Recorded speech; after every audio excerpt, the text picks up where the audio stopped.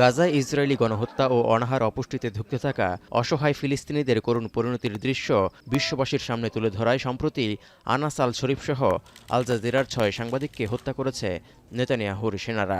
এ নিয়ে ২০২৩ সালের ৭ অক্টোবর আগ্রাসন শুরুর পর থেকে এখন পর্যন্ত অন্তত ২৩৮ সাংবাদিককে হত্যা করেছে বলে তথ্য দিয়েছে হামাস নিয়ন্ত্রিত গাজার মিডিয়া কার্যালয়। সব মিলিয়ে গাজায় সাংবাদিক হত্যার জেরে বিশ্বজুড়ে ফুঁসে উঠেছে ইসরায়েলি বিরোধী প্রতিবাদ। এমনকি আগ্রাসন শুরুর পর থেকে বিদেশি সাংবাদিকদের গাজায় ঢুকতে অনুমতি না দেয়ায়ও জোরালো হচ্ছে বিক্ষোভ। এই অবস্থায় হোয়াইট হাউসে সাংবাদিকদের প্রশ্নের মুখোমুখি হলেন ইসরায়েলের ঘনিষ্ঠ মিত্র প্রেসিডেন্ট ডোনাল্ড ট্রাম্প। এ সময় গাজায় বিদেশি সাংবাদিকদের প্রবেশের অনুমতি দেওয়া উচিত বলে মন্তব্য করেন মার্কিন প্রেসিডেন্ট।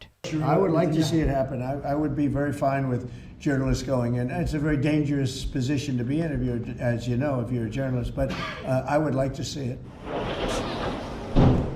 এর মধ্যেও প্রতিদিনই সাহায্য আনতে যাওয়া ক্ষুধার্ত গাজাবাসীদের হত্যা করছে ইসরায়েলি বাহিনী। তাদের গুলিতে বৃহস্পতিবার ১৩ জন ত্রাণ প্রার্থী সহ ৩২ ফিলিস্তিনি নিহত হয়েছেন। এছাড়া একই সময় অনাহার অপুষ্টিতে মারা গেছে আরও ৪ জন।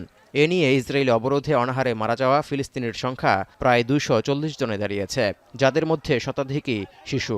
সব মিলিয়ে গাজায় মোট প্রাণহানি ৬১,৭০০ ছাড়িয়েছে। এর মধ্যে আরও ভয়ঙ্কর তথ্য তুলে ধরেছে জাতিসংঘ। সংস্থাটি বলছে অপুষ্টির মাত্রা এতটাই বেড়েছে যে শুধু জুলাইয়ে প্রায় ১৩,০০০ শিশু হাসপাতালে ভর্তি করতে হয়েছে। তাদের মধ্যে চরম অপুষ্টিতে ভুগছে ২,৮০০ শিশু। এমন সংকটের মধ্যেও ইসরায়েলি বাধায় পর্যাপ্ত ত্রাণ পৌঁছাতে পারছে না বলে জানিয়েছে জাতিসংঘ।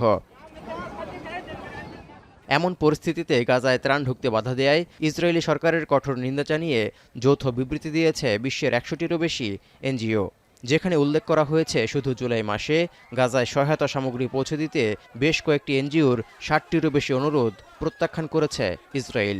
এর মধ্যে যুক্তরাজ্যে অবস্থিত অক্সফামের সংগৃহীত ২.৫ মিলিয়ন মার্কিন ডলারের মূল্যের সাহায্য সামগ্রী অন্যতম। এদিকে পশ্চিম তীরের ই1 এলাকায় ৩,০০০-এর বেশি বাড়ি নির্মাণে অনুমোদন দেওয়ার ঘোষণা দিয়েছেন ইসরায়েলের অর্থমন্ত্রী বেজালেল। এরপর ইসরায়েলের বিরুদ্ধে আন্তর্জাতিক অঙ্গনে নিন্দার ঝড় বইছে।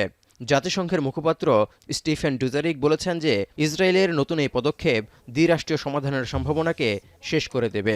The Israeli settlements in the occupied West Bank, including East Jerusalem, and the regime that's associated with these settlements go against international law. Settlements, to state the obvious, further entrench the occupation, put the prospect of a two-state solution. যদিও গাজায় Israeli আগ্রাসনের সময় থেকেই অধিকৃত পশ্চিম তীরেও দখলদারিত্ব বাড়িয়ে যাচ্ছে Israel. জাতিসংঘের তথ্য বলছে ২০২৪ সালের জানুয়ারি থেকে ২০২৫ সালের জুলাই পর্যন্ত ইসরায়েলি বাহিনী এবং বসতি স্থাপনকারীদের আক্রমণে অধিকৃত পশ্চিম তীরে প্রায় ৬৫০ ফিলিস্তিনি নিহত হয়েছেন, যাদের মধ্যে ১২১ জনই শিশু। তৌহিদুর রহমান, এখন বিশ্ব।